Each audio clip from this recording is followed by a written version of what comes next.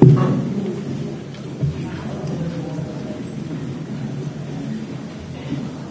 besoj se janë pjekur kushtet që të fillojmë me samitin e kryetarëve ose anëtarëve të komisioneve parlamentare për punë të jashtme. Të nderuar,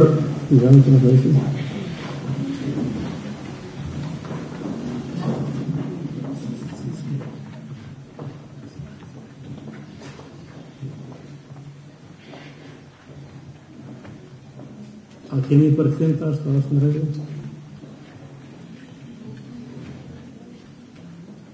Të nderuar,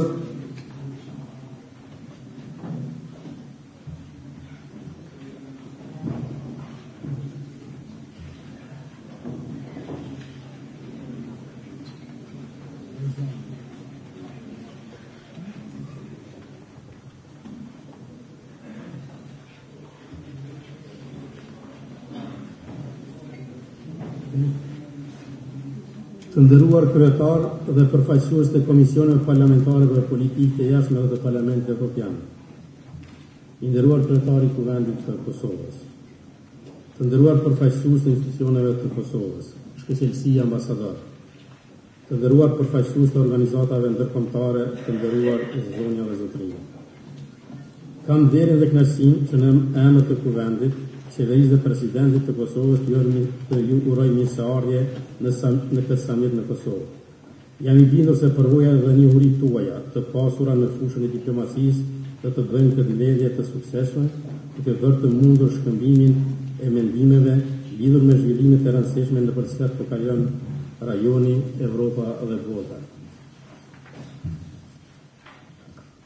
Ballkani perëndimor dhe procesi i Berlinit është një proces dhe një zhvillim ku kërkohet domosdoshmë që Ballkani perëndimor të parafrohet sa i përket të zhvillimit ekonomik, fundimit të ligjit dhe gjitha ato prerogativa që janë të rëndësishme dhe më pesh në Bashkimin Evropian.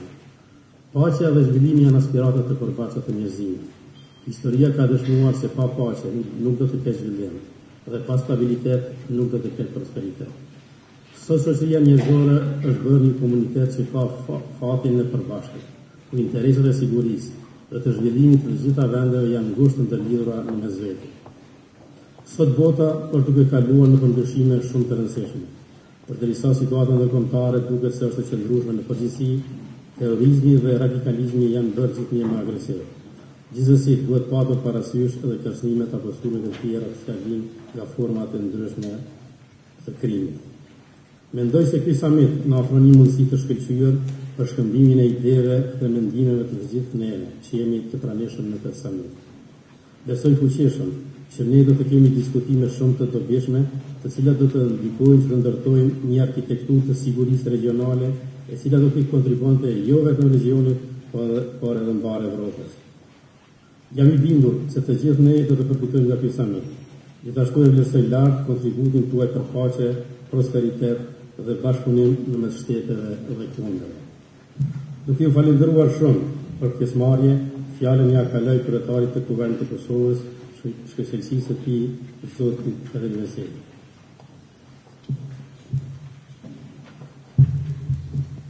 Faleminderit shumë, nderuar kryetar. Mirëmëngjes, të nderuar kolegë deputet, të ardhur nga pjesë të ndryshme të Evropës dhe të regionit. Kjo është një lajm shumë pozitiv për vendin tim, që ka shumë kolegë në njëjtën kohë të kemi në mesin tonë mënyrën që të bisedojmë për sfidat, përkatësisht perspektivën tonë të përbashkët, e cila është po aq sa është e pandarshme, aq është edhe e pa alternativë. Rrugtimi ynë i integrimit euro-atlantike do të thotë rrugtimi ynë integrimit të Bashkimit Evropian, aspirat të cilën vendi im, përkatësisht qytetarët e vendit tim në krenari e them, janë të përkushtuar dhe të përcaktuar në masën më të lartë nga gjitha pothuajse vendet evropiane. Po në njëjtën kohë, si që dini të nderuar kolegë, kohëve të fundit, gjithë jemi dëshmitar se Bashkimi Evropian, pikërisht ky synim cilin ne dëshirojmë të arrijmë, është duke kaluar momente shumë kritike. Ka zëra që flasin për një krizë pa shtekdalje, të tjerët flasin edhe për skenar të shpërbërjes së vetë Bashkimit Evropian. Natyrisht kjo është duke krijuar huti dhe në momente caktuara edhe pasigurit si vlerë e pacenueshme, është besimi tek sundimi I ligjit si forma e vetme legjitime e ushtrimit të pushtetit. Është besimi tek ekonomia lire të rregullt si modeli më efikas për të siguruar zhvillimin ekonomik dhe mirëqenien e qytetarëve tonë. Është besimi tek shoqëria sekulare si alternativa më e mirë që garanton paqen dhe bashkëjetesën mes komuniteteve me kultura dhe religione të ndryshme. Këto janë vlera të pazëvendësueshme. E ardhmja e shoqërive tona në kontinentin evropian nuk mund të mendohet pa këto vlera. Prandaj është koha që të angazhohemi edhe më shumë në mbrojtjen dhe zhvillimin e tyre, qoftë si shtete të veçanta, qoftë në format e bashkëpunimit ndërshtetëror. Është koha që edhe Ballkani ta thotë fjalën e tij në këtë drejtim. Janë këto vlera mbi të cilat shndron edhe vizioni që kanë institucionet dhe qytetarët për të ardhmen e Republikës së Kosovës. Ne jemi të lumtur teksa shohim që edhe fëmijët ta ndajnë të njëjtin vizion për të ardhmen e tyre. Të nderuar të pranishëm. Të pranën që shkojnë, Republika e Kosovës shënoi 9 vjetorin e themelimit të saj. Gjej këtë rastin të falenderoj shtetet që ju përfaqësonin për kontributin e dhënë në procesin e shtetëndërtimit të vendit tonë. Ne do t'ju jemi përgjithmonë mirënjohës ju për përkrahjen tuaj. Gjatë gjithë këtyre viteve, shteti I Kosovës ka dëshmuar se është një faktor konstruktiv I paqes dhe stabilitetit në rajon. Shteti I Kosovës e ka bërë më të qëndrueshme rajonin dhe më të sigurt perspektiven e tij evropiane. Ne funksionojmë mbi bazën e një kushtetute demokratike dhe liberale, me cila ngërthen e vetë standardet më të larta të lirive dhe të drejtave të njeriut, si dhe standardet më të larta të respektimit të komuniteteve që e përbën shoqërinë kosovare të përfaqësimit politik dhe të identiteteve të tyre. Pavarësisht përkatësisë që ka, secili qytetar I Kosovës mund ta ndjejë shtetin e Kosovës si shtëpinë e vet të sigurt. Republika e Kosovës qëndron fuqishëm mbi parimet e politikës së fqinjësisë së mirë dhe komunikimit pa barriera. Në të gjitha fushat ne kemi ndërtuar raporte shumë të mira me vendet fqinje, Shqipërinë, Maqedoninë, Malinezi dhe prej disa vitesh jemi përfshirë në një dialog të hapur me fqinjin tonë verior në Republikën e Serbisë, në mënyrë që marrëdhëniet tona fillimisht të normalizohen si hapi parë në rrugën e pashmangshme të njohjes së reciproke mes nesh. Gjatë këtij dialogu kemi arritur një numër të konsiderueshëm marrëveshjes, të cilat ndonë që pasin në vështërsi duhet të zbatohen. Nuk duhet lejuar që retorika ashpër nacionaliste, që bëhet më tepër për qëllime elektorale, të dëmtoj frymën dhe efektivitetin e dialogut. Komunikimi dhe marrëveshjet janë zgjidhjet e problemeve tona. Është koha për ta pranuar se retorika nacionaliste nuk mund ta zëvendësojë nevojën e qytetarëve tanë për zhvillim ekonomik, mirëqenie dhe siguri sociale. Gjatë 2 viteve që drejtoj Kuvendin e Republikës së Kosovës, kam pasur rastin të takoj e bashkëbisedoj me politikanë dhe lider nga gjitha vendet e rajonit. Të këtë gjithë kam njohur brengën e qytetarëve të vendeve të tyre për përmirësimin e gjendjes ekonomike, brengë që e shoh tek qytetarët e vendit tim, të cilët I takoj për ditë. Fokusimi I përbashkët në këtë drejtim është vendimtar për procesin e integrimit evropian të rajonit tonë. Dua ta potencoj këtë segment, sepse pa ka përfyer prapambetjen ekonomike dhe stagnimin nuk mund të ecet përpara në këtë proces. Është qartë se qeveritë kanë në rolin e tyre të pazëvendësueshëm, por edhe parlamentet duhet të japin kontributin e tyre përmes legjislacionit dhe mundësive të mëdha që ofron diplomacia parlamentare. Tani është krijuar një traditë e mirë me zhvillimin e rregullt të takimeve parlamentare të rajonit në kuadër të procesit të bashkëpunimit të Evropës Juglindore.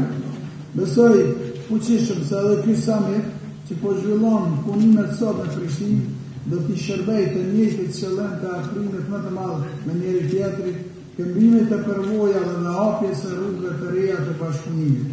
Si asnjëherë më parë e ardhmja është në duart tona. Ju falenderit dhe suksese në punën tonë përbashkë. Falenderit shumë. Falenderit shumë i nderuar sekretari i Kuvendit të Veselit, për fjalët shumë përmbajtësore që ju drejtoi këtij samiti. Unë dua të them që para se të hapim punimet e këtij samiti, që një samit i ngjashëm është mbajtur në 2010, por në një përbërje të ngushtë, cilën e ka organizuar zoti Samiti, i cili është aktualisht ndërtuar i Kuvendit, dhe sa atë botë në 2010 ka qenë kryetari i Komisionit Parlamentar të Jashtme.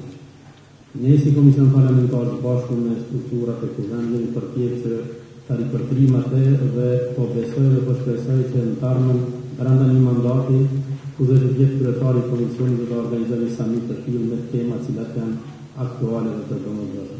Ata janë kryetari, demokracia parlamentare, grupet e Nisis që fillojnë brenda parlamenteve, janë mënyra më e mirë për të afruar edhe shtetet, edhe kombët, edhe njerëzit njëkohësisht. Përsa ne në botën e integruar, në botën që pretendon të integruar, domosdoshmë duhet të kemi kontakte dhe raporte të vazhdueshme me të vetëm qëllim, që ne dallimet që kemi të zbusim, ndërsa ato dallimet të vogla që ekzistojnë realisht të zhdukin gjitha. Interesi i qytetarëve tonë dhe shteteve tona është ne kemi sa më afër një tjetrit. Unë dua që ti prezentoj tash panelistët e parë këtu dhe me respektin më të madh ku ata prezentoj zonën Natalia Kosova, përfaqësuese speciale e Zyrës së Drejtës në Kosovë, zonën Tanja Fajon, antare e Parlamentit Evropian, zonën Zorata Hoxha, ministre e Drejtësisë, zotin Karel Schwarzenberg, kryetari i Komisionit për Punë të Jashtme të Republikës Çeke, ish ministri i Jashtëm i Kosovës, zotin Hans Pasrikut, antari i Komisionit për Punë të Jashtme të Turqisë, zotin Anne Midler, antari i Komisionit për Punë të Jashtme të Hollandë, zonin Jon Zanini, kryetari i Komisionit për Integrimin Evropian e Kuvendit të Kosovës, të cilat do të trajtojnë temën në kuadër të samitit të Ballkanit dhe integrimet euroatlantike, temën perspektivat e zërimit të drejtë, hapja e hyrëve për vendet e Ballkanit. Zonja Kosova, fjala është për ju.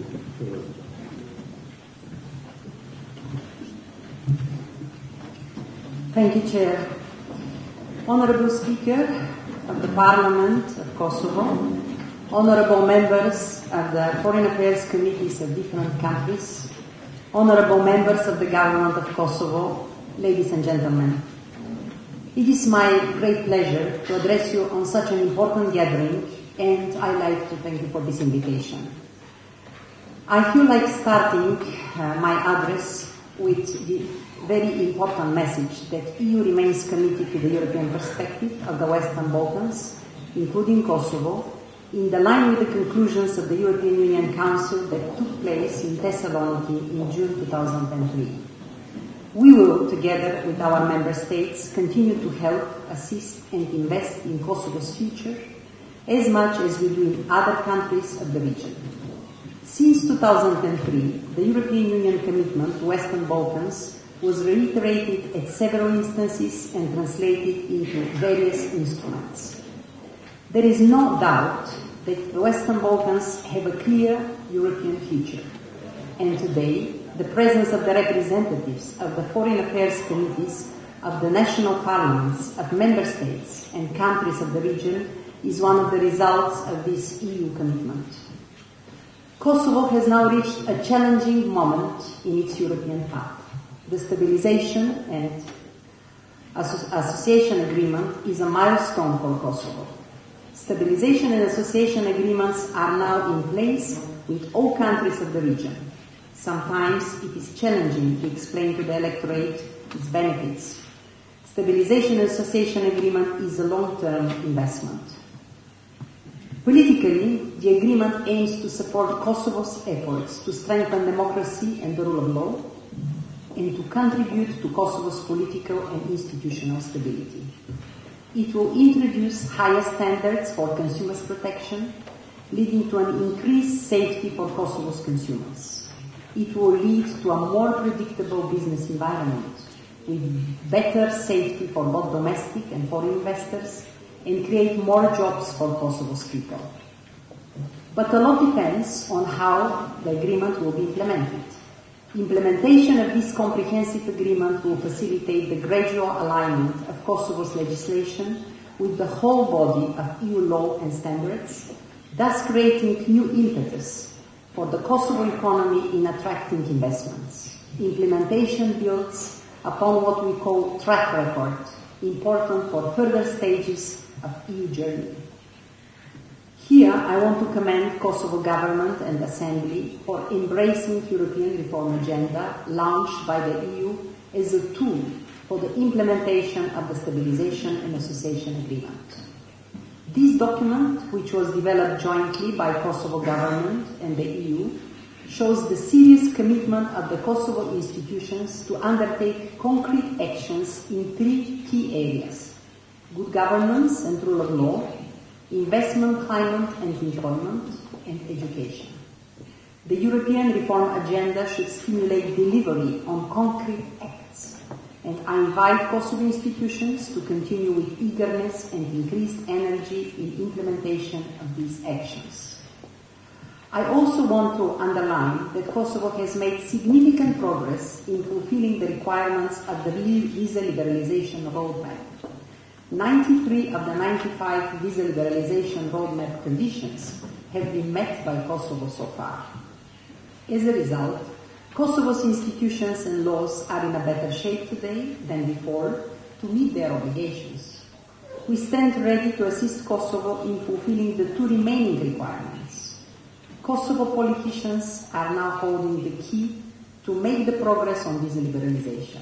Ratification of the demarcation agreement is something that needs to be fulfilled, and to continue already undertaken good steps in strengthening its track record in the fight against organized crime and corruption.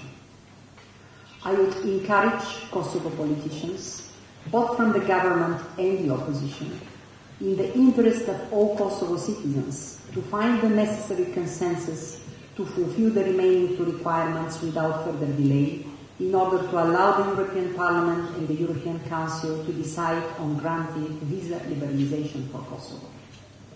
In Kosovo, the polarization between the ruling coalition and the opposition parties over the last year and a half has resulted in a political deadlock. Despite the fact that opposition parties have resumed their function in the Assembly, the polarization between them and the governing coalition continues to considerably slow down legislative processes. Nevertheless, and despite the political deadlock and polarization, I want to highly praise the Kosovo leadership for courage to remain committed to not only to the reform, but also to the EU-facilitated dialogue between Kosovo and Serbia.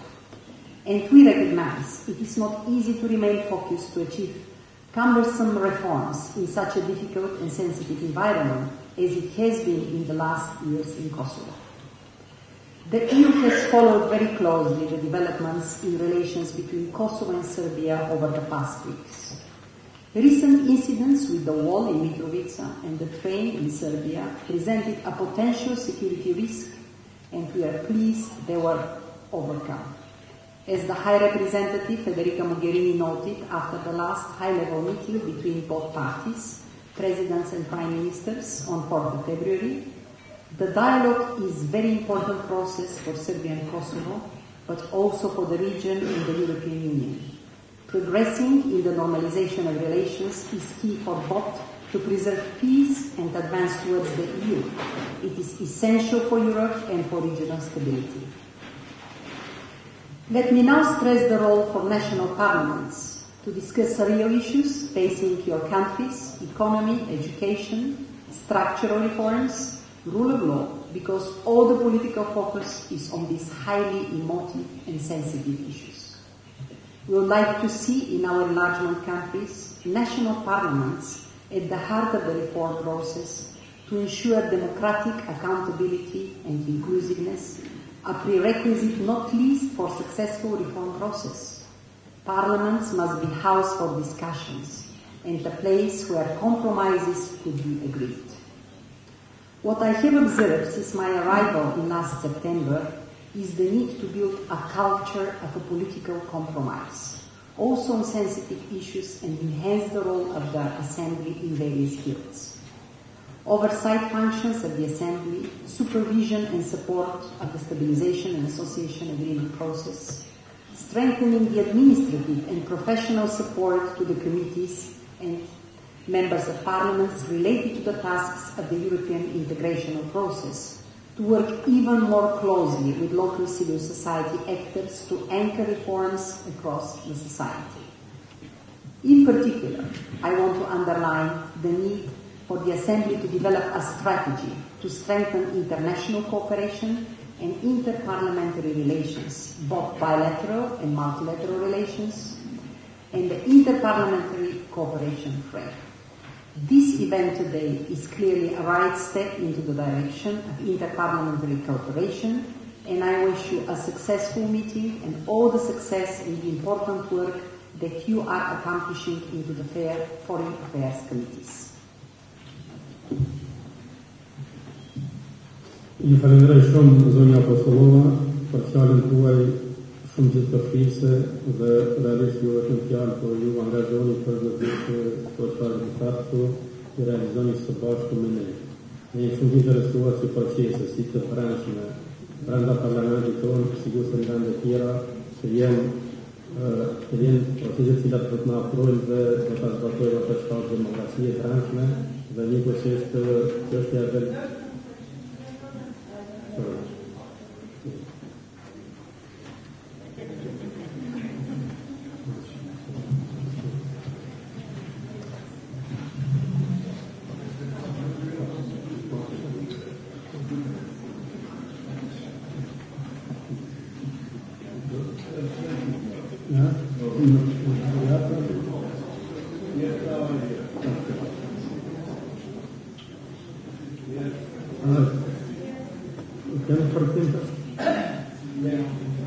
Desde sta falenderoj dhe një shoda ta që nuk e rëgjënë ta falenderoj dhe një zonin Apostolova, jo vetëm për fjalën, po edhe për punën që në bën vazhdimisht sa përket gjitha këtyre proceseve cilat janë aktuale, të nevojshme dhe që ta përton të domosdoshme për qytetarët dhe për shtetin tonë. Në vazhdim të shaftuar vënën Tanja Fajon, anëtare Parlamentit Evropian, e cila ka bërë dhe bën shumë për Kosovën dhe për gjithë rajonin.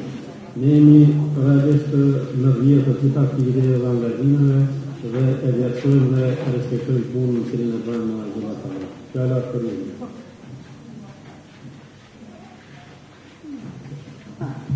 Parliamentary, thank you very much, and it's good to be back in Prishtinë. It's good to see so many friends here. And thank you for inviting me to this very important summit that will address big spectrum of issues that are important for our region, enlargement as such and the Balkan countries.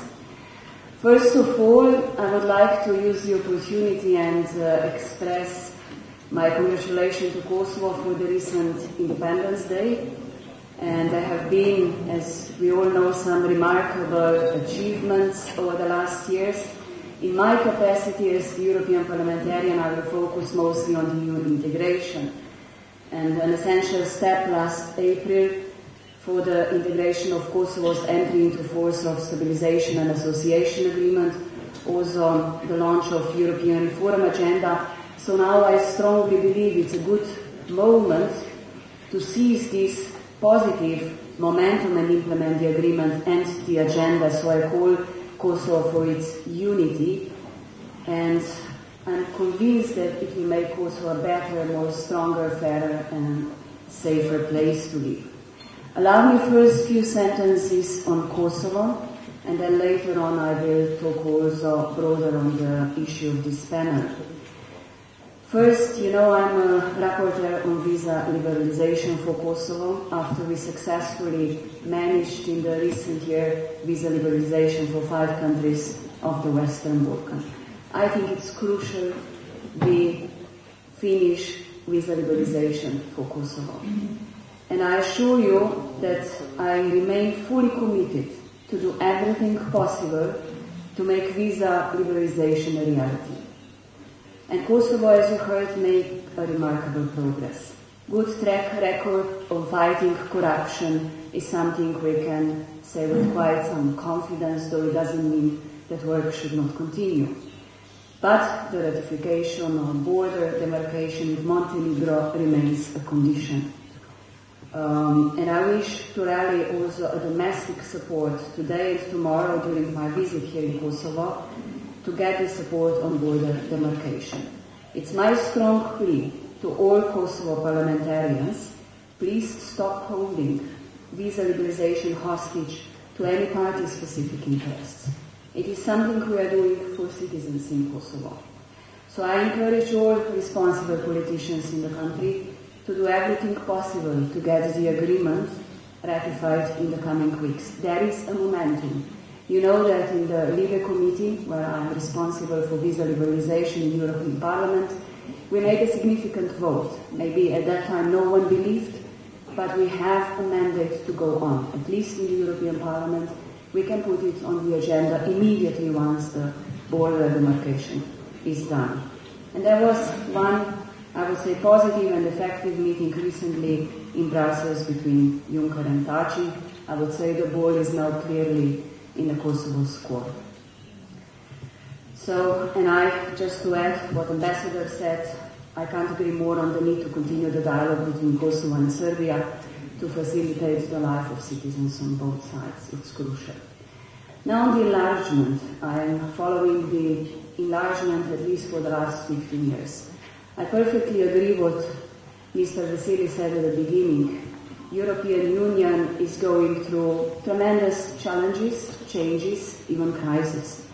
For the last several years, we faced from economic, social crisis, moral crisis, youth unemployment, instability in the region, to migration crisis or terrorism and radicalization.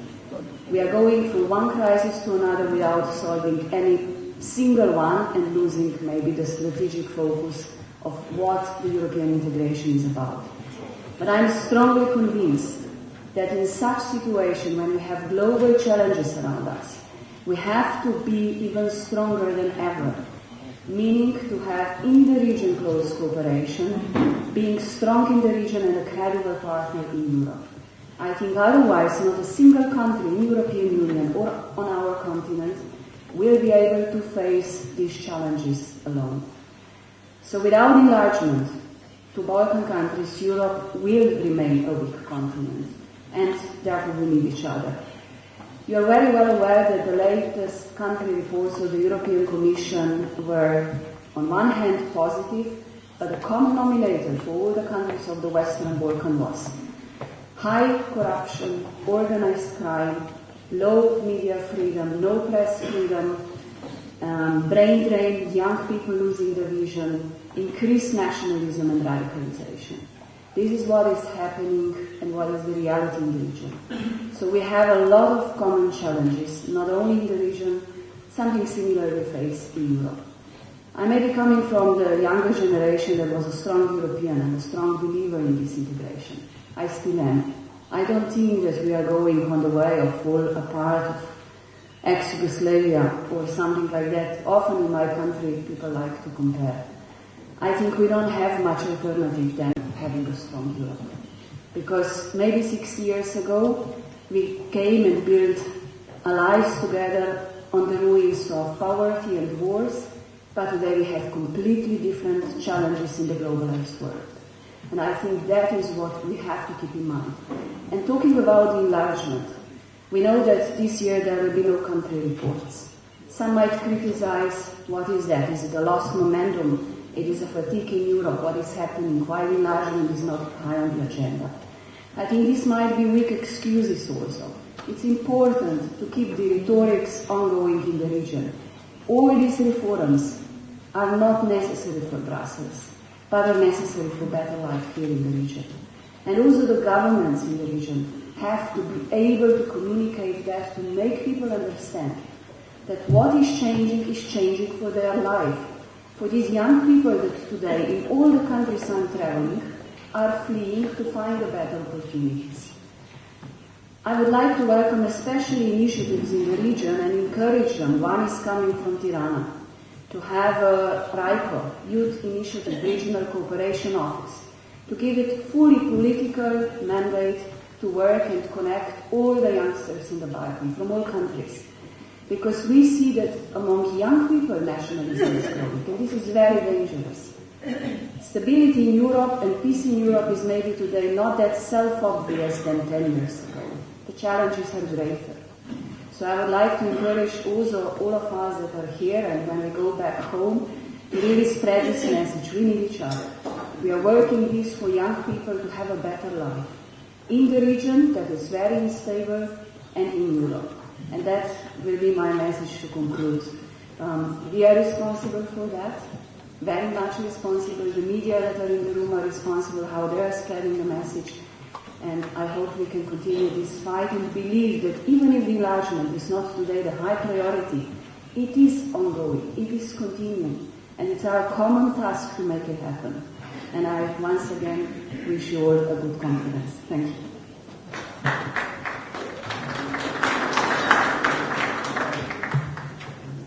Faleminderit shumë nderuara zënia Kajan, dhe ne dimë që vërtet kemi bënë një punë të jashtëzakonshme, sa të vazhdimit të vizave dhe jemi përpjekur për kapacitetet tona dhe të mundësive për u marrë vesh brenda Parlamentit të Kosovës sa kemi këtë parasysh. Ka pas momente dhe situata ku kemi qenë shumë afër të kalojmë disa barriera që në brenda Parlamentit të Kosovës, po momente të fundit nuk e marrim kalojmë. Ma që përdjeri do të vazhdojmë se fëmimi i qytetarëve të Kosovës, gjithë atyre që përfaqësojnë interesat e Kosovës është që Kosova të integrohet në Europë dhe që është pjesë e NATO-s, e cila siguron sigurinë e shtetit, sovranitetin e shtetit dhe një të bashkimit evropian, besoj të fushëm që do të ndikojnë në zhvillimin ekonomik, kulturor dhe gjithë ato shtetet që janë në lehtësim mirë qytetarëve dhe në nevojë dhe domosdoshmëri qytetarëve. Pikërisht për këtë arsye, tema e Samitit ka qenë dhe është Ballkani dhe integrimit euroatlantike. Dhe e thash më herët që paneli parë perspektivat e zhvillimit të tërës, hapja e hyrëve për vendet e Ballkanit. Normal që hapja e hyrëve në kupton që vendet e Ballkanit duhet të domosdoshmëri të shtetit të domosdoshmëri që përgjën parasysh që janë në rregullat e përcaktuara në vejë dhe në mekanizma të tjerë që ne do duhet patjetër të kemi parasysh. Paneli dytë është interesant për ne, po flasim dhe të organizojmë në vend të forcimit bashkëpunimit ndërmjet vendeve të Ballkanit në rrugën drejt integrimeve në organizatat ndërkombëtare, te kalimi i barierave politike të rajonit. Ne kemi shumë mekanizma i përmendur të rrugëve kryetare të vendit që në rajon dhe ndikojnë shumë në përmendur se ju Shqipërinë dhe nevojën për të bashkëpunuar dhe bashkëpunduar sa i përket tërmive dhe punit të Ballkanit, që sigurisht do të jetë një mundësi e mirë për gjitha shtetet e Ballkanit. Dhe paneli tretë është kriza e migracionit që tërheqet. Kjo është kriza për shkak të nevojës për jetë më të mirë që në pas moment në situata që pas në vizje për faktin për në qytetarëve. Dhe paneli katërt është lufta kundër terrorizmit dhe radikalizimit në rajonin dhe në zërë. Kjo në të qështë që sot janë preokupim i gjithë qytetarëve dhe gjithë atyre që duan të rritjerë dhe pas të eseve pa nevoja për të parë vetëm të rrezikuar. Faleminderit shumë të vëllezërve.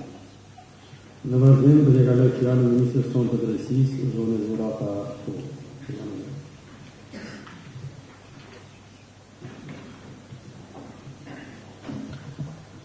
Nderuari kryetari i komisionit të Punë të Jashtme zoti Reçita, nderuara zonja Pistolova, nderuara zonja Shajna, nderuari zoti Fatimir, zoti Turk, Të nderuar të pranishëm zonja deputet.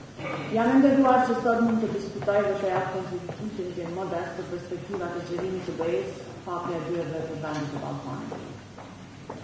Ballkani është një histori të bogate, por për fat të keq edhe me shumë tragjedi. Sot, më shumë se kur, ka nevojë për një qinësi të mirë, integrim dhe promovim të vlerave të përbashkëta, të bashkuar me diversitet. Ngjarjet e javëve të kaluara na treguan se sa e brisht mund të jetë paqja, nëse të gjitha vendet nuk angazhohen për të. Bashkimi Evropian na jep garancion, jep stabilitet rajonit. Evropa nuk është e plotë pa Ballkanin.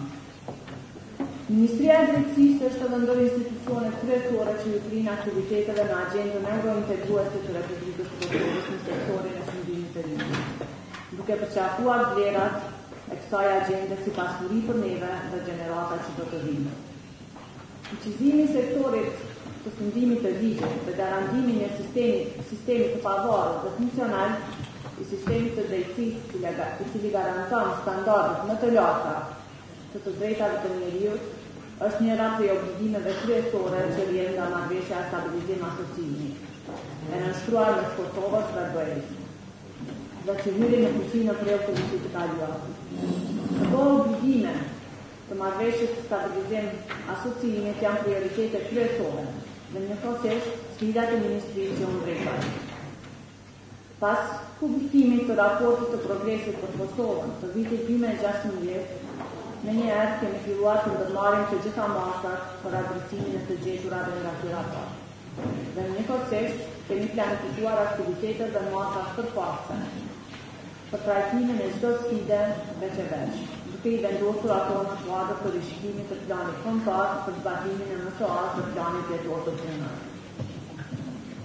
Në Gjermani gjithashtu që informoj që Ministria e Drejtësisë ka themeluar tashmë grupin për rishikimin funksional për sektorin e fundimit të ligjit. Ky proces udhëheqet nga Ministria e Drejtësisë, kurse me këtë rishikim, përveç përcaktimit të objektivave strategjike do të punohet që të rishikohet e tërë infrastruktura ligjore që rregullon fushën e fundimit të ligjit, si dhe proceset, si dhe bashkëpunimin në mes të institucioneve që kanë përgjegjësi në fushën e fundimit të ligjit. Por gjithashtu, me këtë proces do të vlerësohen kapacitetet e institucioneve me përgjegjësi në fushën e fundimit të ligjit, në aspektin e llogarizimit dhe transparencës së arshivit publikut transqytetarëve. Ministria e Drejtësisë po ashtu ka filluar në procesin e rishikimit të kodit penal dhe kodit të procedurës penale, fuqizimin e profesioneve të lira ligjore, mbikëqyrjen e zbatimit të ligjeve, ngritjen e performancës në sektorët të veçantë, ku vlerësojmë që japim argumente se ne duam që komponenta e zbatimit të ligjit të jetë ana e fortë e Republikës së Kosovës. Ministria e Drejtësisë është duke kontribuar që të përmirësojë llogarizënien e prokurorëve, gjyqtarëve, duke reformuar në aspektin ligjor dhe procedurat disiplinore. Në kuadër të agjendës për reforma evropiane, Ministria e Drejtësisë ka vendosur që të atoj koncept dokumentin që ka të bëjë me pezullimin përkatësisht largimin nga detyrat të gjyqtarëve të lartë të drejtë të asociuar apo të dënuar për vepra penale të korrupsionit. Ky koncept dokument do të jep rekomandime specifike se cilat janë hapat që duhet ndërmarrë Kosova, për të trajtuar këtë çështje e cila është kuptuar nga Bashkimi Evropian përmes agjendës për reforma evropiane. Fundimi efektiv i ligjit është element kyç për ambientin e të bërëzimit, duke krijuar sigurime të mëdha juridike për bizneset vendore si dhe investitorët e huaj. Ndikim të konsiderueshëm në këtë drejtim do të jepë edhe ligji për kundërvajtje. Janë bërë gjithashtu analizat e para për hartimin e kodit të parë civic në Republikën e Kosovës dhe do të fillohet së shpejti me punën konkrete në hartimin e kapitujve të këtij kodi. Ndërsa sa i përket çështjeve frontore kemi hartuar edhe strategji nacionale për rregullimin e çështjeve frontore. Në kuadër të zbatimit të ligjit për parandalimin dhe luftimin e trafikimit me njerëz dhe mbrojtjen e viktimave të trafikimit, gjithashtu kemi përkraje të konsiderueshme në këtë drejtim për të zbatuar rekomandimet e dalura nga raporti i State Departmentit. Kur jemi të përmbushja agjendës evropiane që ndërlidhet me fundimin e ligjit, Agjencia për administrimin e pasurinë së sekuestruar dhe konfiskuar ka arritur në masë të konsiderueshme në menaxhimin e aseteve të cilat i administron dhe vazhdoi të punojë në ngritjen e kapacitetit. Gjithashtu kemi finalizuar edhe projektin e drejtësisë për të ngritur i cili është miratuar në qeveri dhe është dërguar në Punë.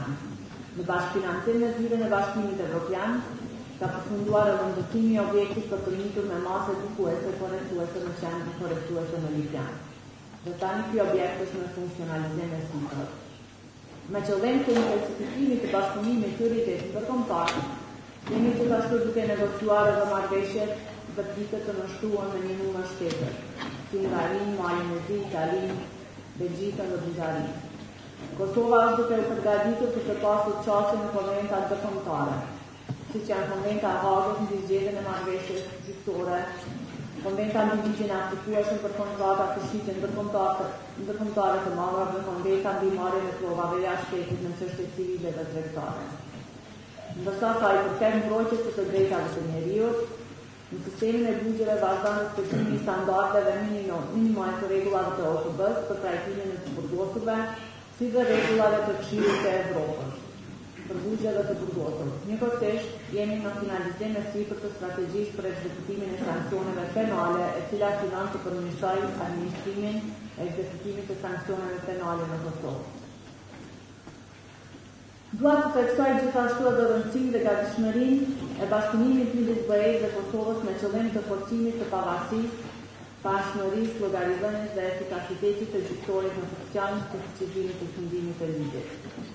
Konsideroj se jemi në rrugë të drejtë për të shënuar progres në drejtim të fuqizimit të fundimit të ligjit, që është prioriteti i Republikës së Kosovës si e vetmja rrugë drejt integrimit në strukturat evropiane. I përmenda disa nga arritjet.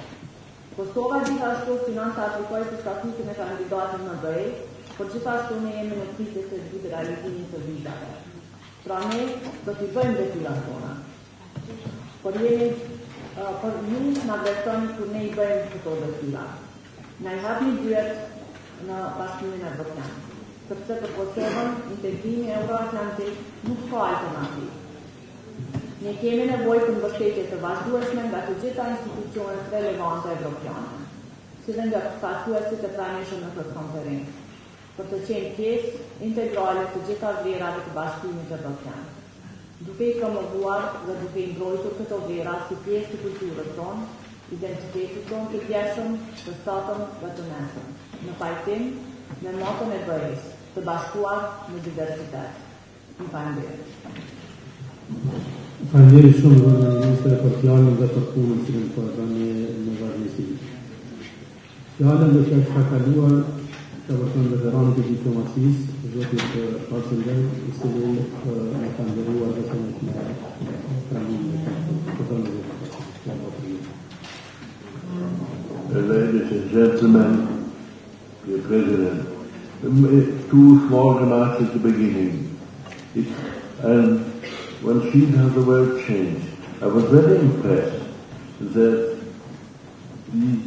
before me there were three ladies speaking, but in comparison to usual, all very informative, all very good, and I think this is clearly remarkable progress we have achieved.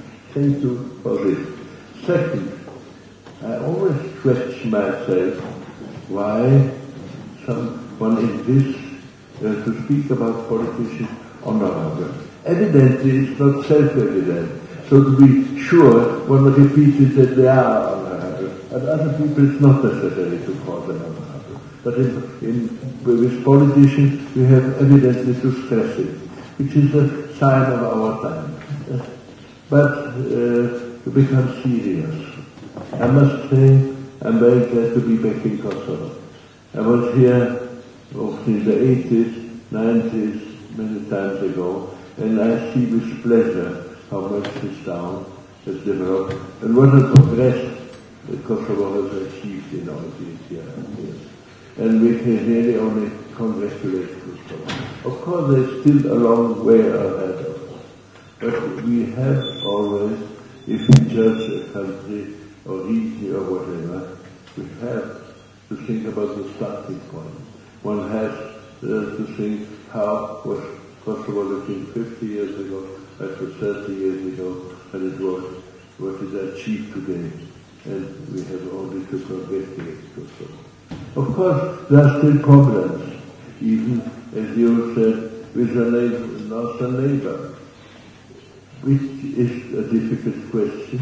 Nevertheless, may I remind the President that doubtless Germany is today one of the great democratic countries of the world and of our continent. Nevertheless, it needed more than 40 years till they fully accepted the loss of their eastern provinces. So, and that was in Germany, and we can't expect that any nations in the world are so much more progressive, intelligent, and swift than the Germans are. We have to be patient. We should be happy we have peace. We have to work on the progress. And I'm sure in 30, 40 years we will have a smile of the problem we had in the past. Nevertheless, of course, there are a lot of work of us. Kosovo is a difficult situation, especially due to its economic isolation. Western Balkans integration is really needed most for the very simple reasons. If you look at the unemployment figures, be it in Kosovo, be it in Bosnia, be it in Macedonia, and so on. And of course, it's perfectly clear to me, living in a growing economy, that investors come only to a place if they can reach the big market of the European Union.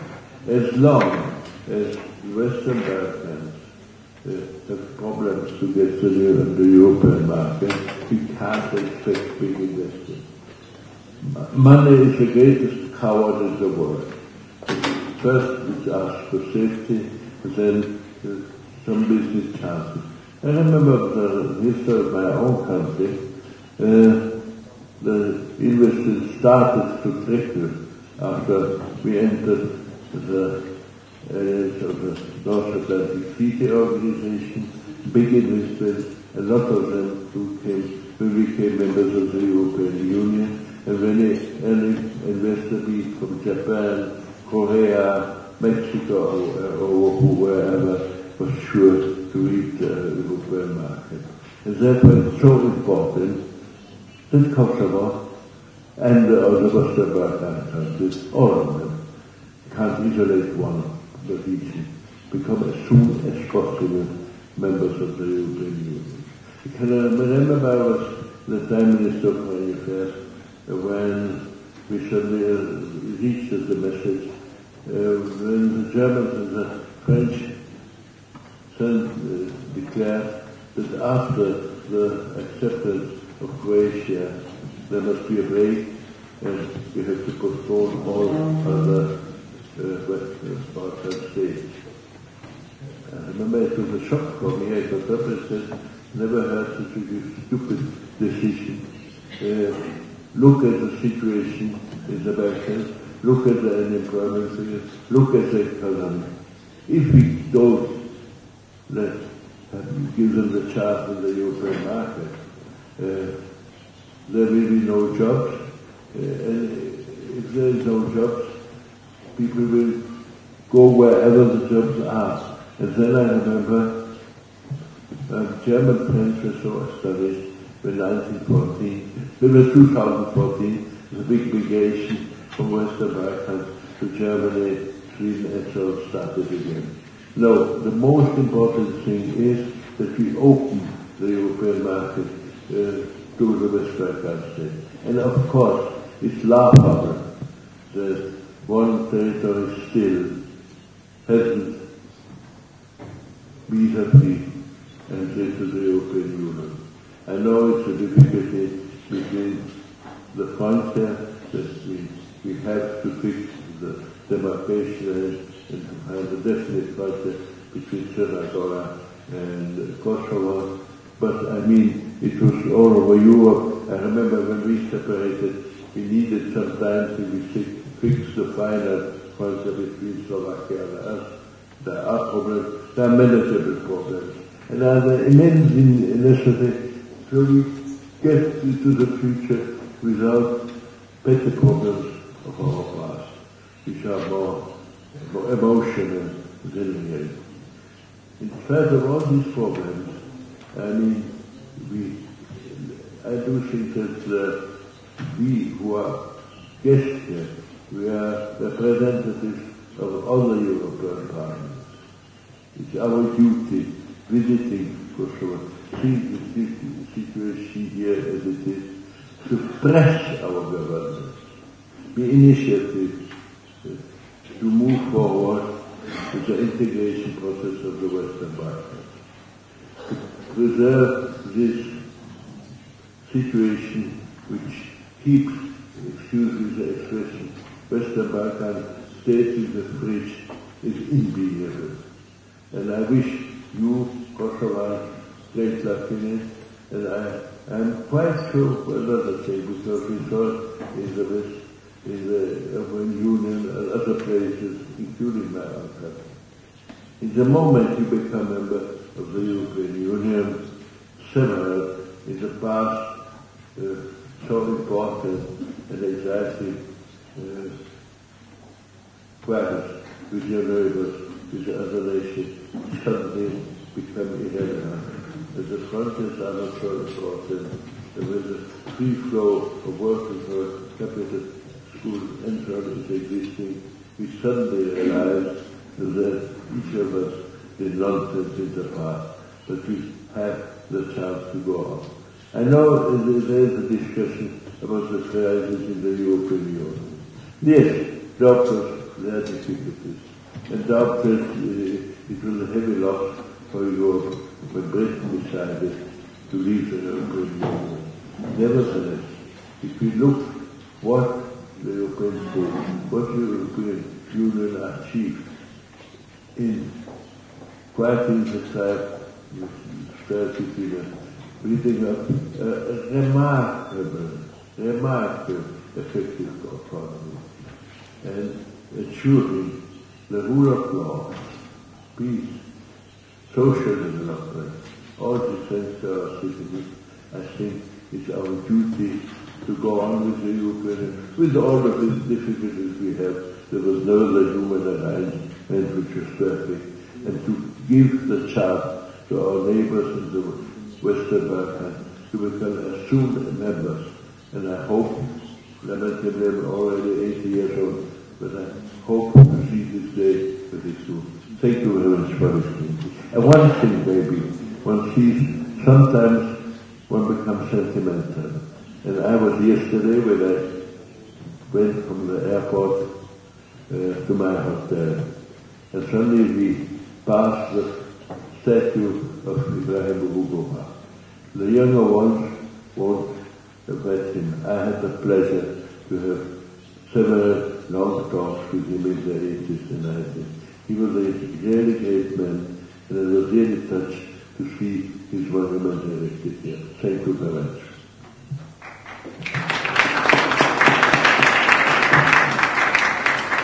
Italiani shumë I nderuar zoti Farsënder, vërtet I ndatë disa emocione në gjithë ne, këtu është prezente vajza e zotit Rugova, presidenti historik të UTA, është komisioni parlamentar për punë të jashtme dhe ashtë të gjithë. Faleminderit për këtë emocione. Realisht jo tash po duhet të krahasim me 12 sheshor natën dhe tash, po të ndryshim gati se rënë sot. Mirë po të shikojmë se ku synojnë të shkojnë përsëri është një dallim I madh. Dhe këtu ne po përshmisemi se ta zbusim dallimin para kemi tash aktualisht. Faleminderit për shumë për prezencën tuaj dhe për fjalët tuaja. Tani fjalën e kaloj zotit Punë. Urdhëron.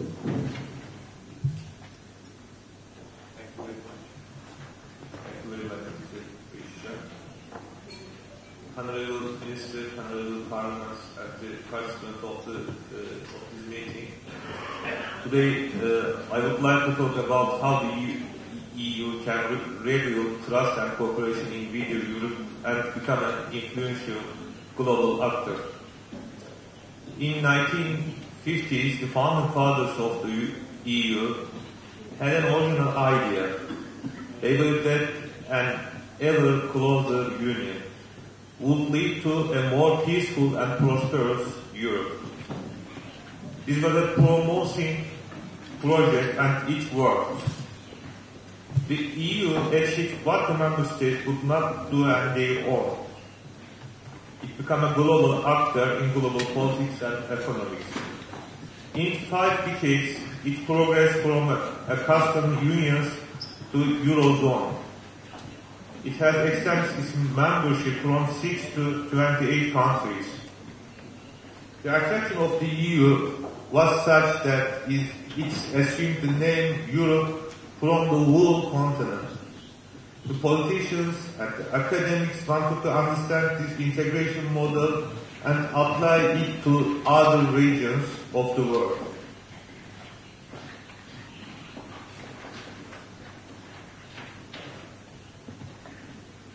The developments in the last decade, however, have demonstrated the EU dream was gradually replaced by the crisis of the EU.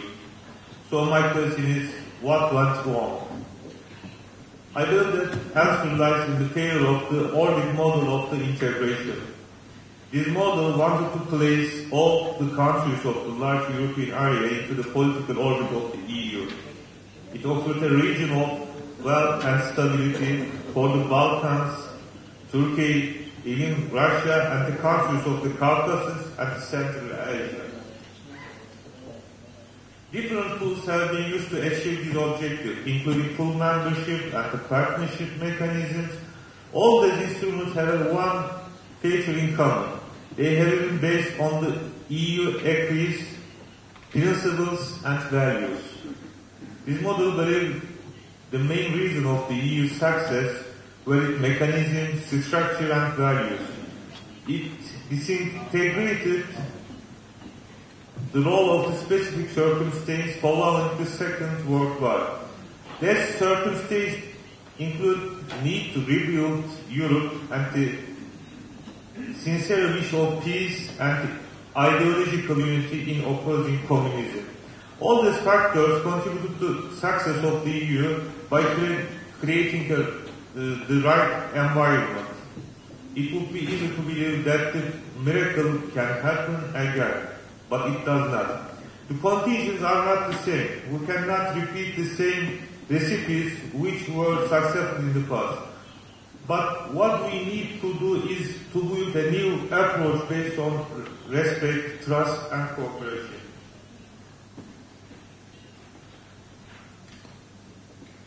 This new approach requires first and foremost increasing the normative power of the EU.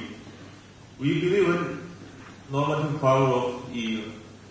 For years, the EU was able to represent itself as a defender of liberal democracy and human rights. Thanks to this image, Brussels multiplied its international influence. However, in recent years, the EU lost its credibility.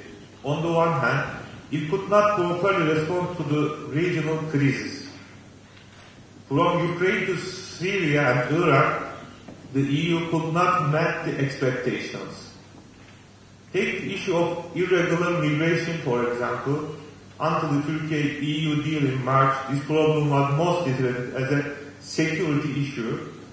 At such a critical moment, EU lacked a strategic vision and leadership.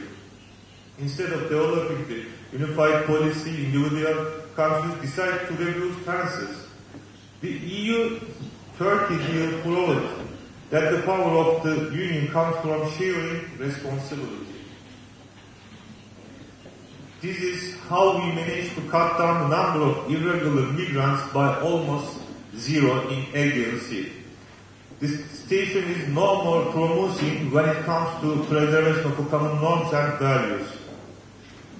I regret to tell that in some parts of the Europe, racism and Islamophobia are no longer marginal movements. Indeed, some mainstream politics adopt narrative of extremist groups. By doing so, they hope to make political gains in domestic politics. However, they do is just to normalize extremism and intolerance. Unfortunately, the EU could not develop a strategy to stop this alarming trend. Therefore, the gap between what the EU claims to be and what the Europeans do in reality is widening. The anti-war sees the consolidation and is negatively affect the credibility of the euro.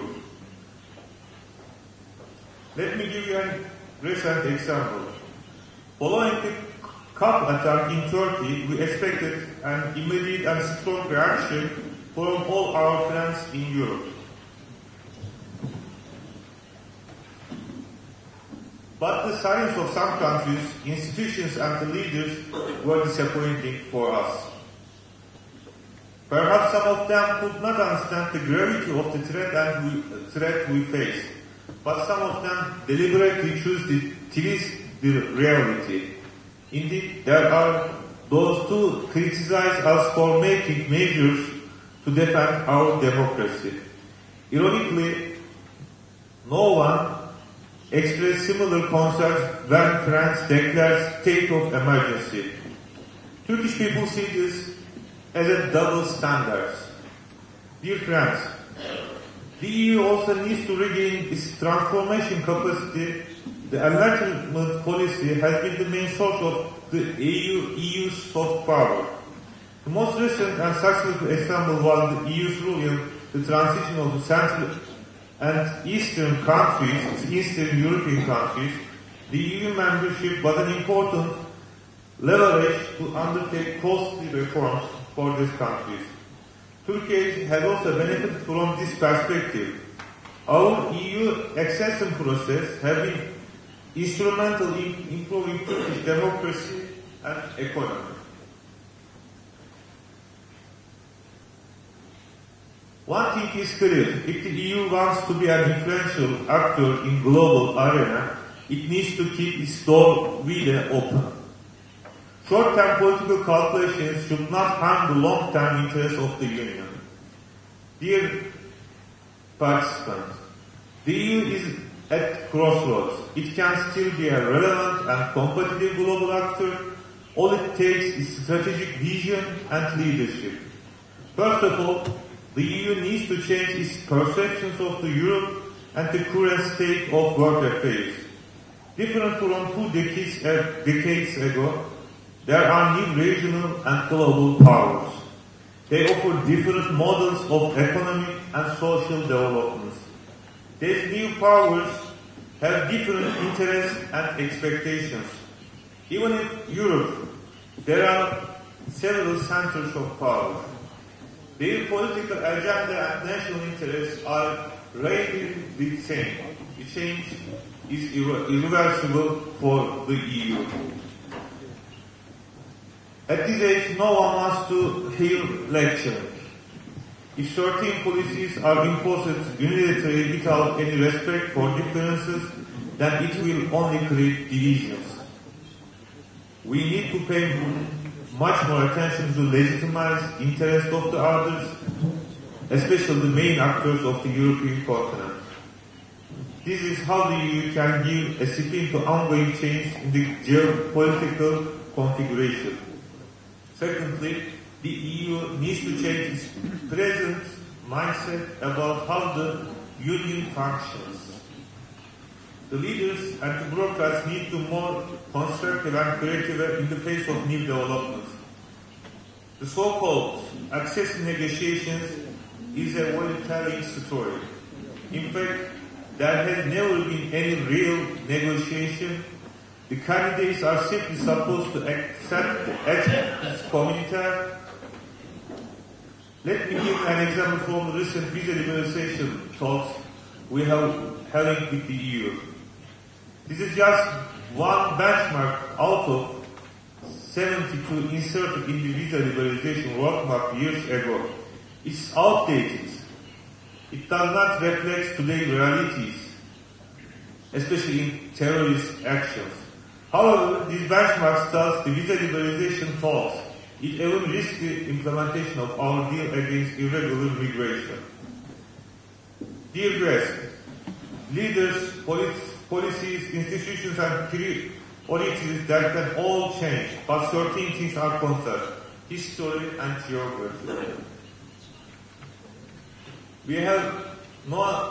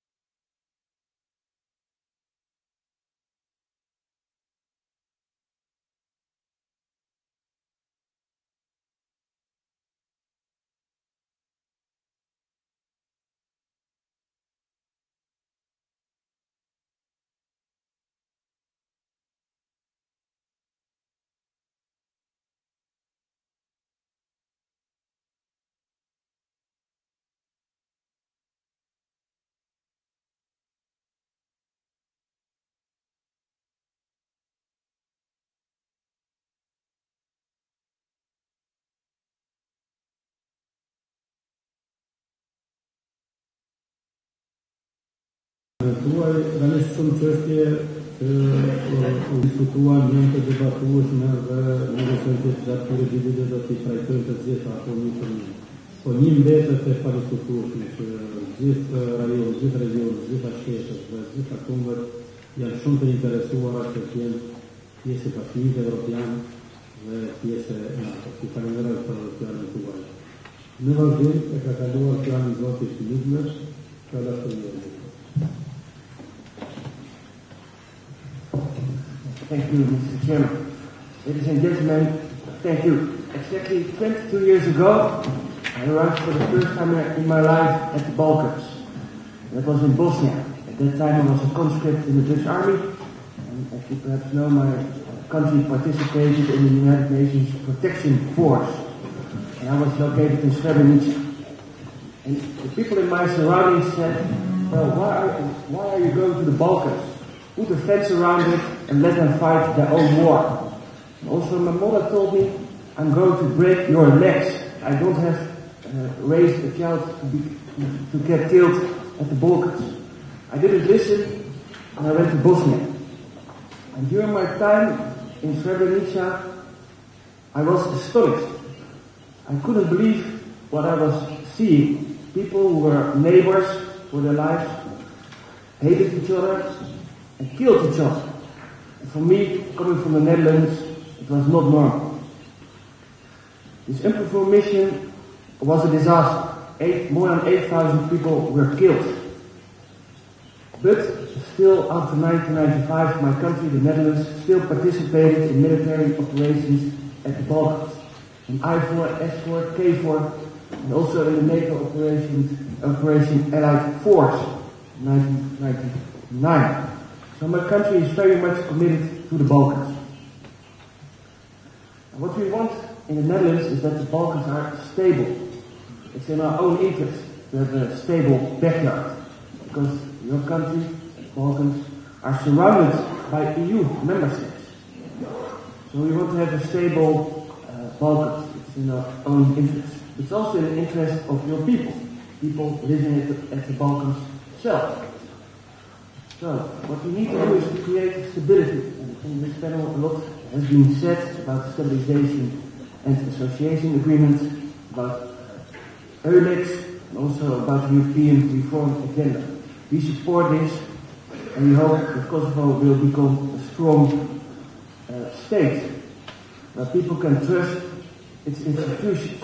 Because if there's a rule of law, that will facilitate trade, that will facilitate foreign investment, that will create jobs, and that young people, don't have to leave Kosovo anymore. They can stay in this country and have a job here. So we very much want this to be a success. Then the EU enlargement. First I have to correct the chairman because I'm not a member of the Foreign Relations Committee in my parliament, but I'm a member of the European Affairs Committee. So that says something, yeah? We consider Kosovo not foreign, but European. In my country, we have elections coming up in 3 weeks' time. And in our election manifesto, we have a special paragraph about the enlargement of the European Union. And I insisted in my party not to say no to the Balkans. So that's what we're not doing. We don't say no to enlargement. What we are saying is countries have to meet the criteria. And the European Union has to be ready for enlargement. Because as you know, we are in a divorce right now with the UK, United Kingdom. What I want to say is, don't do all these reforms because the EU, or the special representative, is asking this. Do it for your own people. That's important. Don't do it for us, do it for your own country.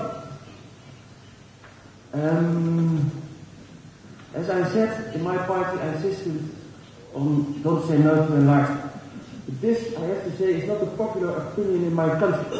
In the EU, and also in my country, there's a kind of, what mentioned, enlargement fatigue. So lots of people in my country have the feeling that the enlargement of the European Union was too fast, with too many countries that were not ready for enlargement. And what doesn't help is that in the Parliament of Kosovo, if people are using tear gas, this was in the 8 o'clock news in the Netherlands in the evening. Millions of people were seeing it. So it doesn't help me by defending Kosovo if somebody using tear gas in Parliament. I don't know what's behind this, but it doesn't help because this image stays there for years. So please don't do this. Then there's lots of people talk about visa liberalization. Well, I think the politicians in Kosovo have to manage expectations. It's not a kind of favor the European Union gives. As you said, you need to fulfill the criteria, like the border demarcation and the fight against corruption. Also, don't fight against corruption because you want visa liberalization. Do it for your own country. So be realistic about membership of the European Union. I think it will take years and years, so better say this to your population. That's fair, and then they know what to expect and what the country has to be done. Then, to conclude, I was at home Saturday reading German newspapers, and my girlfriend asked me, what are you going to do? I'm going to Kosovo. But then I read a German newspaper, Die Welt it's called. And it says that the Western Balkans are the most dangerous trouble spot. So my girlfriend said, what are you going to do? Again, on the Balkans. But, and there was this train, there was a picture, the train from Kosovo, from Serbia to Kosovo. And I would underline the words of Mr. Veseli, who said, well, don't be provoked and stay calm. And that's what I want to say to you. Stay calm. And don't look at the past, but look to the future. Thank you.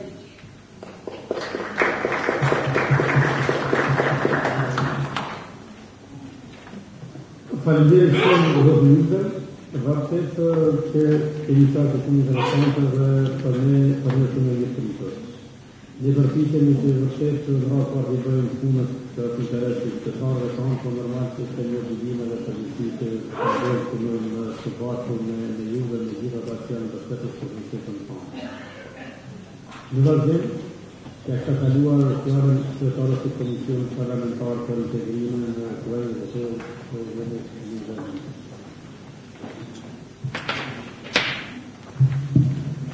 Faleminderit kryetari i Komisionit të Punës Jashtme, të nderuar përfaqësues të institucioneve vendore dhe ndërkombëtare, të nderuar ambasador, kolegë deputet, si dhe ndejoni që të përshëndes edhe panelistët dhe veçanërisht zonin apostolova dhe eurodeputetën Tanja Fajon për angazhimin e tyre për institucionet dhe shëndërtimin e Kosovës dhe për gjitha proceset në të cilat po kalon Kosova.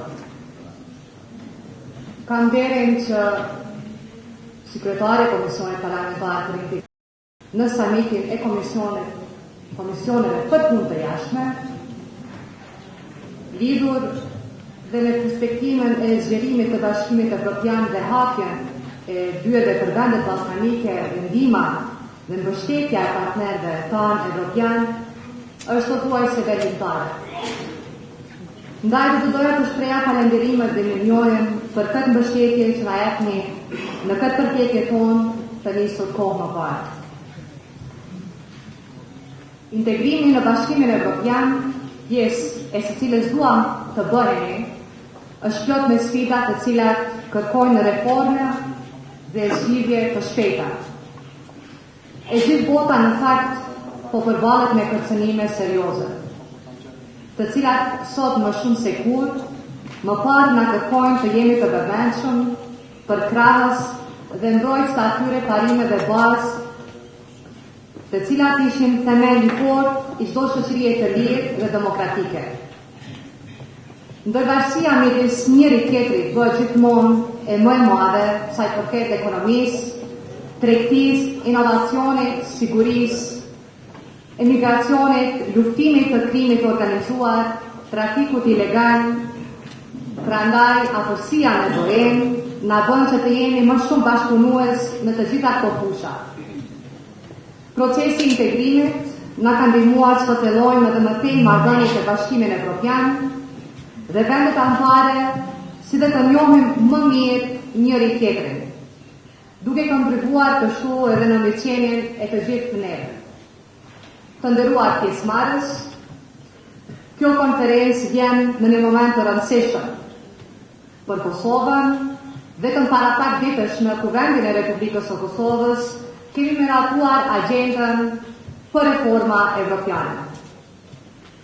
Kjo agjendë paraqet një rëndësi të veçantë, jo vetëm në kuptim të caktimit të prioriteteve dhe planifikimit, por edhe në kuptim të realizimit të këtyre prioriteteve që mundsojnë njëkohësisht edhe marrëveshjen e stabilizim asociimit. Është një agjendë që na bën akoma dhe më shumë të përgjegjshëm për punën e madhe që na pret, sepse të jemi pjesë e familjes së madhe, duhet të bëjmë reforma dhe të japim kontributin për forcimin e demokracisë brenda vendit tonë. Jemi të ndërgjegjshëm se ndryshimet që na presin nuk janë të lehta. Kërkojnë shumë punë, angazhim dhe një vullnet të pakompromis për të ndërtuar një shtet demokratik ku shëndon ligji, respektohen të drejtat e të gjithë qytetarëve, ku qytetarët ndjehen të sigurt dhe optimist për një jetë më të mirë. Kosova aspiron t'i bashkohet kësaj familje të madhe, pikërisht sepse beson në parimet mbi të cilat është themeluar Bashkimi Evropian. Dhe më lejoni edhe një herë të theksoj se ajo çka është bërë deri tani, progresi i vlerësuar nga partnerët tanë evropian, është treguesi qartë që po ecim në një rrugë që ka vetëm një drejtim, pra në rrugën e integrimit në Bashkimin Evropian. Prandaj, me qëllim të arritjes së synimeve tona brenda integrimit evropian, shpresojmë me një bashkëpunim më të mirë dhe më të gjithë akterët në këtë drejtim. Faleminderit për vëmendje. Faleminderit të nderuara kryetare e Komisionit për Integrime, faleminderit për stafin tuaj dhe fjalën tuaj. Ne tash e kemi përmbylur pjesën e panelistëve dhe i shkaktuar a do dikush ta marrë fjalën për të diskutuar. Samiti, si të duash, si të duash, më mira me dalë këtu nëse nuk rritanë. Nëse nuk rritanë, mira me dalë këtu. Samiti në kryetari i Parlamentit të Kosovës.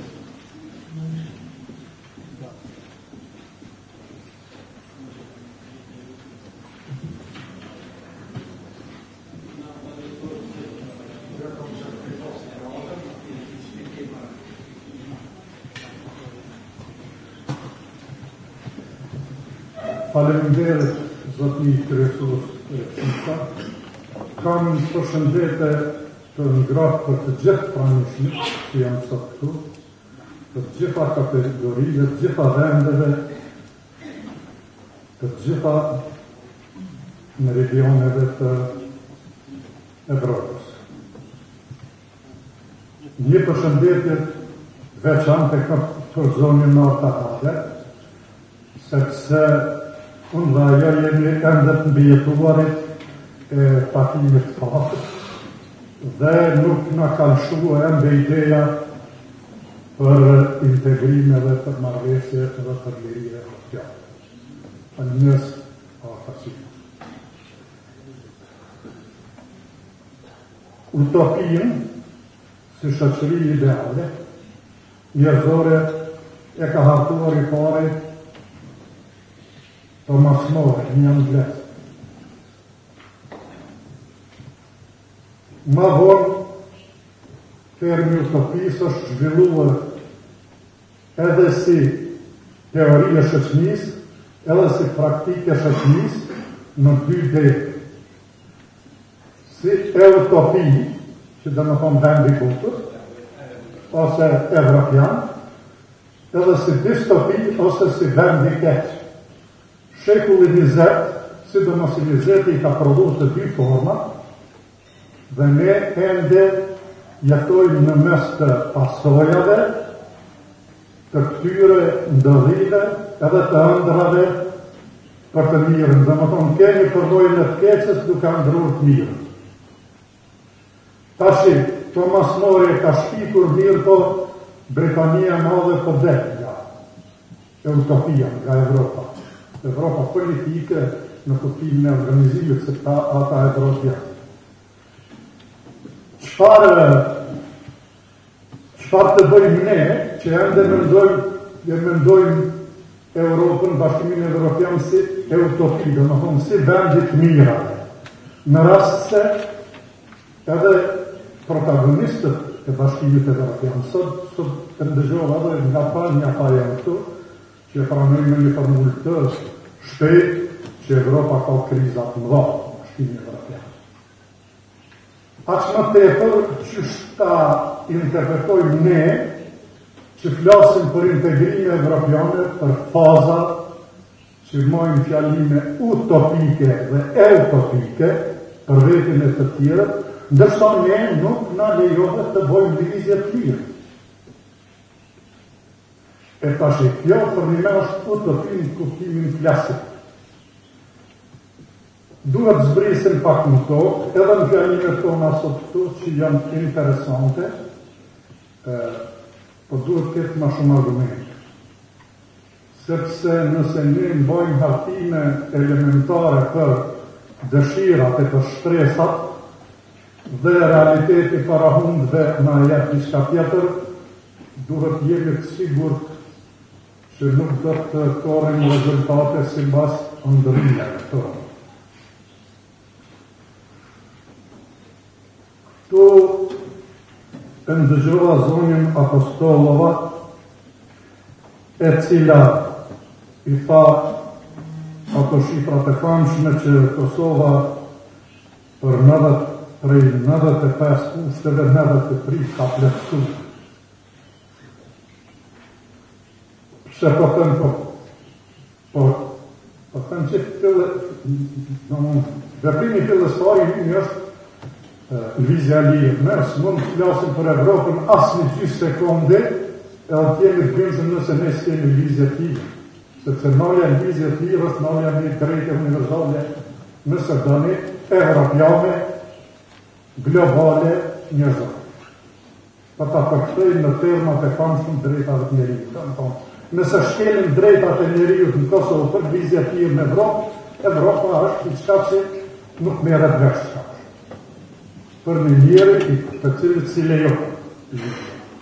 Kjo është e reale. Prandaj, ky problemi 93-it e 95-it, unë nuk di tash që 95 është fix, kush dhe me më tregu është fix, nuk besoj që ti kush më tregu, sot për sot, apo të nesër 96, sepse ka qenë një shqitje përhershme e qeljes së të quajmë kushte treja që unë i quaj pëndesa treja.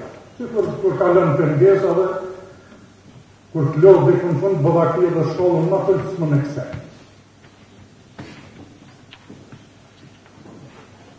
Edhe e ta këtë të famë shkujnë demarkacioni e korupcioni që jenë dy kategori që sërinë me zveti për qysh, po numërohen se korupcioni është fenomen universal në shoqëritë njerëzore, nëse këto është i të mërshëm, atëherë ai s'do të ndodhë, as për një as për dy muaj që shpotohen këta me deklarime politike, nëse i bani këto i merë një viza.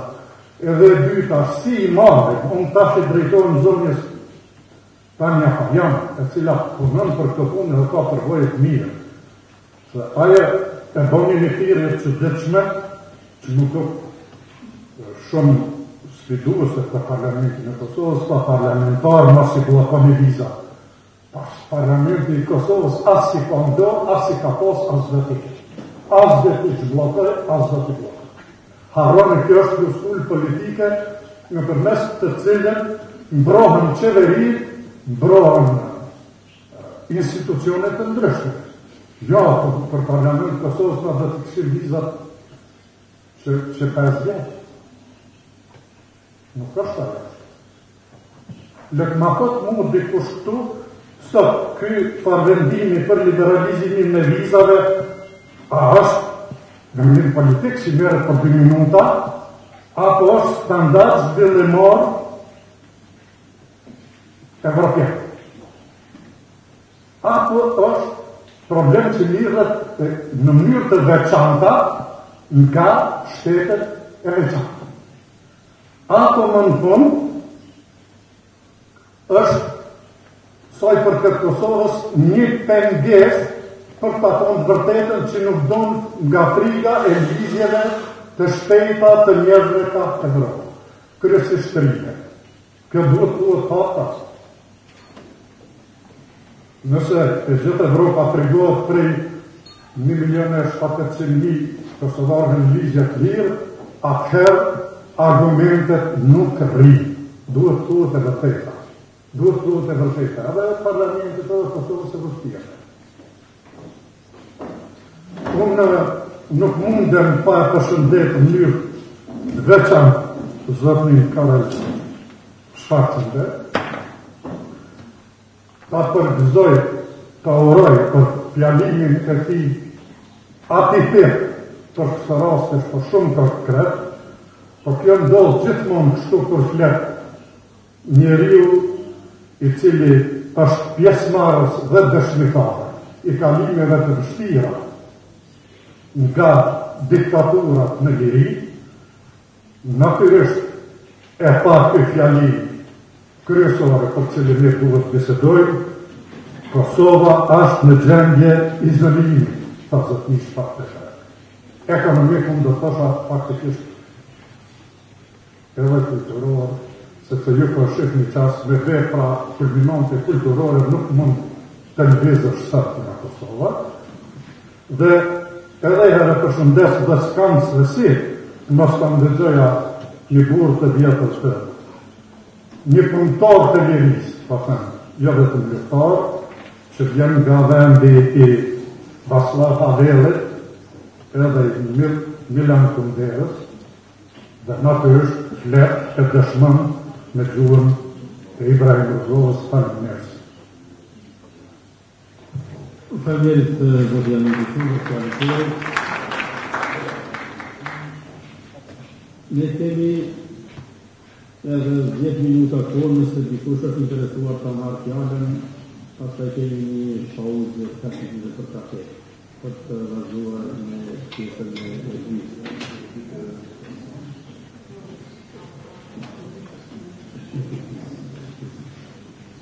Zonja Apostolova e ka fjalën.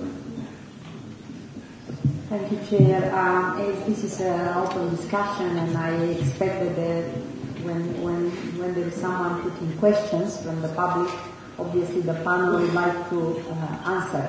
So I'll take the opportunity to answer some of the questions which the previous speaker put, and they are of course related to visa liberalization, Let me explain that the visa liberalization is a process which is not at all politically driven. Visa liberalization is part of an agreement which was signed between Kosovo and the European institutions.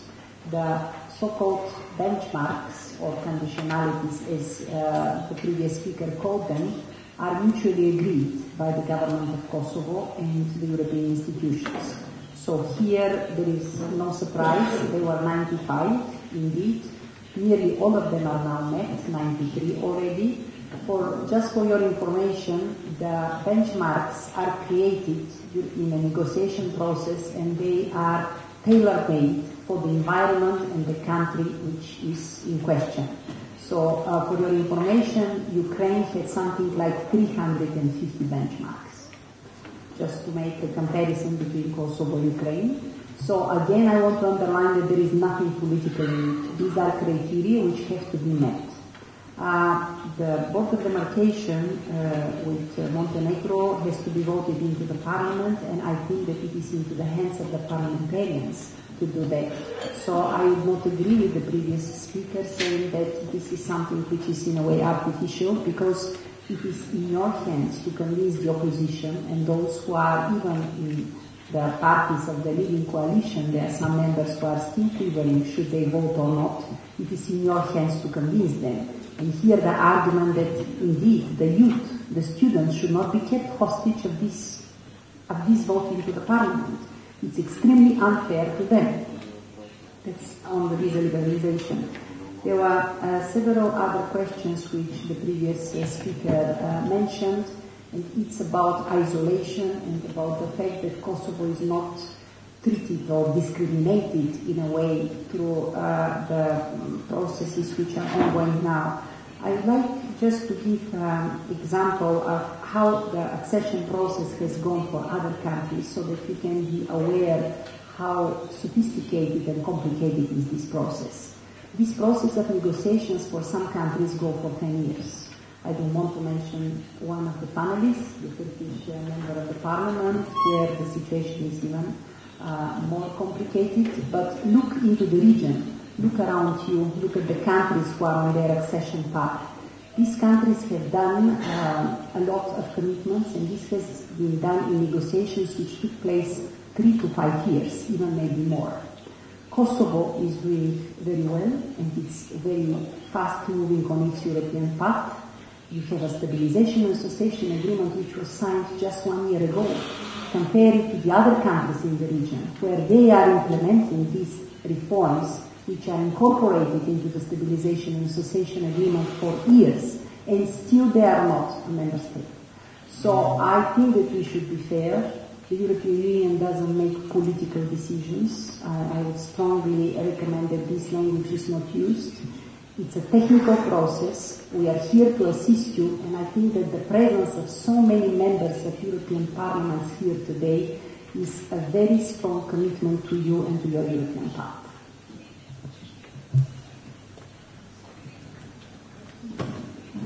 Faleminderit shumë zonja Apostolove për sqarimet. Zotja Miti të shërën një fjalë? Po flas pak më qetë se po më duket përktimi është aq i keq sa që zoja e po thot kundërtën e asaj që e tha shumë. S'kam zgjidhje tjetër, nuk e di, për pyetjet le të jenë saktë për këtë. Nuk thash është që është proces politik, po unë jo thash. Mos e quhen një proces politik, se jo vetë thoni që mas një dite fillim shefi përfaqësuesi BE-s ju jap vizat, ajo është proces politik. Unë thash standard dhe zoja në rimarrjen, unë do të thosha instruktive të abecedës rreth këtyre punëve që i përsëriti mirë boni, po ne i dim gjitha këto. Le ta bjella kjo që i di. Problemi që jenë të izoluar, topi se luën. Izoluar nëse njerëzit kanë probleme, duhet kalojnë për ambasadat nga 4 mujet mos ta marrin një leje për 5 ditë me paraqit një film drejtë nëse në shumë një festival. S'po flas për politikanë. Edhe e dyta, po kalojnë të çështja e lëvizjes lirë, edhe çështja me që paneli është BE Ballkani Perëndimor. Shikoni, lëvizje dhe mrena BE-s, që është një organizim i veçantë, edhe kulturor, edhe politik, edhe ekonomik, për jugut ka Haveriu, edhe zonja, për ka vjendën, dhe që shpon, jugu shkon ka Haveriu. Edhe mrena BE-s, edhe kërkush nuk të rënditet për ato. Drejt jugu shkon ka Haveriu. Portugalia, Estonia, Italia, Jugut, Greqia, boj impresion ka Haveriu, kjo s'ka të boj veç me shqiptar, me Kosovën. Tri si udhesat e Jugut të Evropës gjithë, shkojnë ka Haveriu, dhe sot të shkojnë. Kështu që nuk është fenomeni këtu shumë, është fenomeni për gjithë shumë. Edhe e dyta nuk besoj në këtë lëvizje, po e quaj tash jo veri, nuk besoj që lëvizjet e njerëzve të Kosovës do ta trëmbisin Evropën në lëvizjet e tyre, sepse do të lëvizin si gjithëtia. Kështu që në këto biseda të këtij niveli më mendoj që duhet të litet konkretisht. Ne normat e dim, i lexojmë tekste. Po, u thakë të 2-3 herë Ballkani Perëndimor, Ballkani Lindor, po ju shihni absurdin, domthon paradoksin që ka ndodhur. Faktikisht Ballkani Lindor ka shkuar në Evropë Perëndimore. E Ballkani Perëndimor tash faktikisht është Ballkan Lindor. Shihni gjeografikisht për çka po flasim, konceptet edhe çka është gjeografi e çka është funksionalitet politike të fundit. Pse? Ndoshta për perëndimorët, tash ndoshta po thon, s'kan pas mbështetje ose promotor të vërtet. Këtu në lëni pikëtyje ka që kisha thënë. Zoti Samiti, ne jemi gati se të përmbylli konkursin zotëri Ordan, prezantoni pastaj pali. I javëm vë përfaqësimin e zonës së Punë. Se ne tamam zoti. Thank you, Mr. Chairman. The discussion between Kosovo representative and representative of European Union reminds me the situation my country had 20 and more years ago. We had in that time discussion. One side was saying that you, before becoming European, you have to adopt some number of laws. Another side is saying we are European because spiritually we are feeling what we are very much Western European. And this discussion between technicalities and spiritualities is always going on among new countries or newcomers and old comers. And I have here maybe to say three simple things, two optimistic and one a little bit pessimistic. One optimistic thing, what I want to say to our friends in Kosovo and really in the region, don't be afraid, when I started. First I came to Brussels in 1991 and I said in a very naive way that I am coming to my lovely Europe, I am bringing my heart to European institutions. The answer of people was, don't bring the heart here, better bring us cardiogram, we will see how healthy your heart is. So, and nobody said in that time, but Lithuania or Latvia can be members of NATO. It's a joke. It was a joke. Now we are not only members of NATO, my friends from Latvia, we are the same countries as Netherlands, as Belgium. We are in Eurozone, we are in NATO, we are in Schengen area. So what is the difference? The difference is only very small. We have little bit less money in our pockets than you in the Netherlands. But if you compare the corruption index, the doing business index, different indexes but not are related to GDP, the Baltic states now in the middle of the list of the European Union countries. So the people who 20 more years ago said never, never, never, they are wrong. And you see now we have authorities as Apostolova, as Mr. Schwarzenberg, as Mr. Tusk, who are not from the Western Europe. So 20 years ago when I went to Brussels, the officials were all from France or from Germany or from Benelux countries. Now I'm meeting officials from Czech Republic, from Poland, from Italy, so it means that Europe is shifting a little bit, from this very vertical. So don't be afraid. You are becoming ready. European Union is changing. European Union is also changing. But the pessimistic thing is that European Union is changing in that direction it does not understand. We are speaking more and more about non-systemic politicians, non-systemic political parties. We in the European Union do not understand what's going on. And that means that we are not clever enough to say always to you what you have to do. You are also clever as we are because we are sometimes losing our mind. So in that respect, it's very well done what we are here in discussion.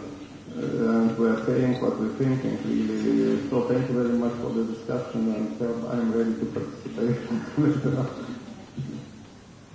Faleminderit nderuar shumë.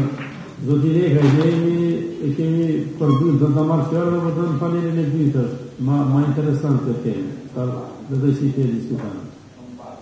Hajde urnave shumë shkurt se jemi tash kemi të kaluar limitin kohor dhe se që ma interesant dhe pjesa e dytë sa të di që i interesuar. Faleminderit kryetar, të nderuar anëtar panelit, zonja dhe zotëri, u diskutu këtu mjaft për integrime, për zhvillim ekonomik, për drejtësi, për demarkacion dhe gjitha ato gjëra që ne e ndjejmë peshën e përgjithësisë, edhe si deputet, por edhe si qytetar të Kosovës, dhe ajo që më ban përshtypje është derisa kërkohet demarkacioni të ratifikohet në parlament me malin e zi, ndërsa kemi edhe këtu shtete që nuk i kanë bërë ratifikimin e marrëveshjes sa i përket kufive dhe ka shumë shtete tilla dhe kërkohet diçka e tillë e pa drejt për Kosovën, po më duket që është standard i dyfish. Ne, po e themi, jemi thirrur dhe jemi të votuar nga qytetarët e Kosovës që të mbrojmë territorin dhe sovranitetin, të mbrojmë atë më të mirën të mundshme, por edhe t'i luftojmë gjitha dukurit negative që shfaqen. Dhe pyetja ime kishte me qenë për raportuesen për liberalizim vizave në Parlamentin e Evropian, Tanja Fajon, se a i ka të kryera Slovenia marrëveshjen, a ka kryer me Kroacin, derisa vetëm është edhe antare Parlamentit Evropian, Bashkimit Evropian, në zonën Schengen, po ashtu edhe Kroacia dhe shumë shtete tjera që janë pranuar, dhe pse me këtë çështje e keni ngritur në çështje politike. Faleminderit.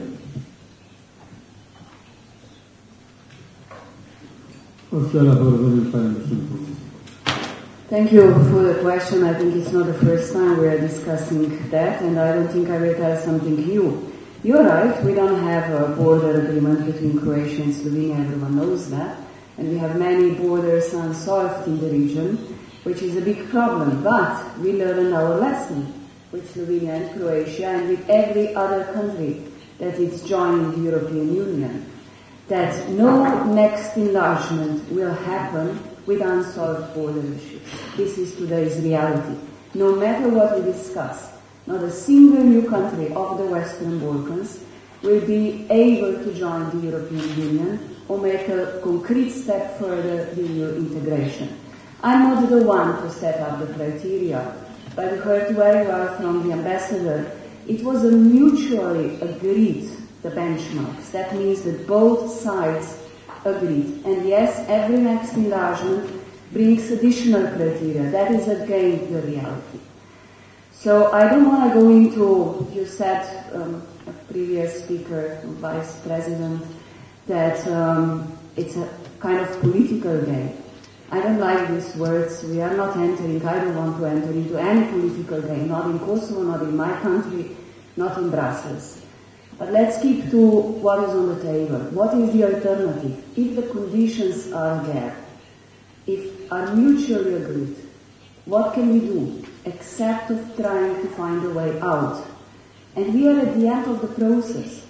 You can only help it whether we go into the Kosovo Parliament, if you manage to ratify the border agreement. I'm not in a position to say it's impossible, but I can just encourage you. It's the way forward that we can move on.